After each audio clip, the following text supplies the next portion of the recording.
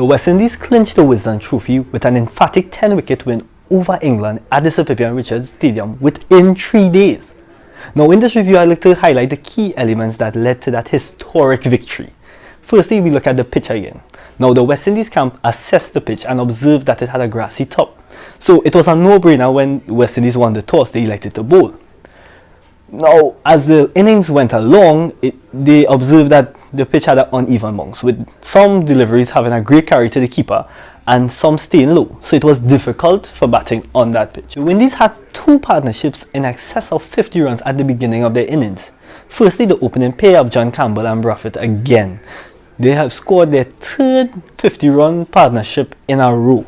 So this is a solid opening partnership, and we're looking for them to go forward as our opening partnership. And then we see the pair of Braffett and Hope, all two familiar pair who have scored many runs for the Windies together. Now what we saw from both partnerships is that they occupied the crease, and I believe that was the solution on this difficult pitch. You saw them weather the storm of the English bowling, which was a very stout, disciplined, exceptional bowling from the English.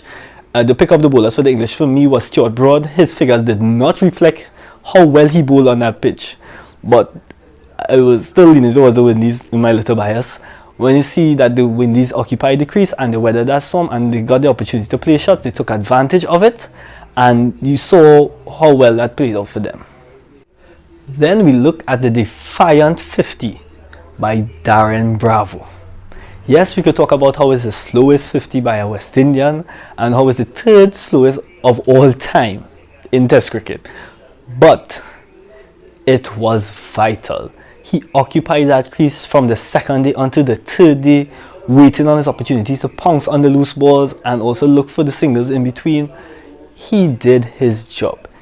He was searching for form, and on a pitch that was that difficult for him to try to find form, and he reached the milestone of 50, was masterclass.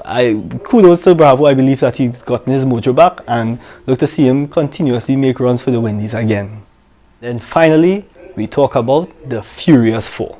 Yes, hashtag Furious Four, the West Indies pacemen.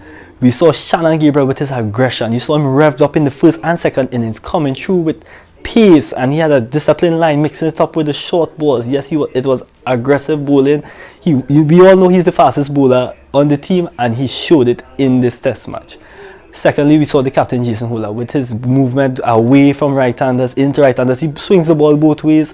His uncomfortable bounce that he generates because of his height, it made it difficult for the English batsmen, and he continuously climbs up the ladder as now he's the #1 test all-rounder in the world.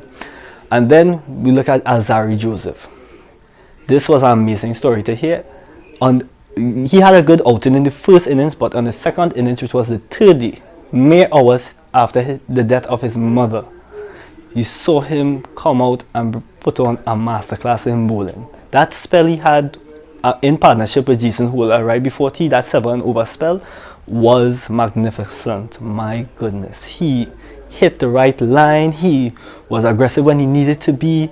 He had movement. The pace he generated, it was magnificent. It was amazing. My goodness.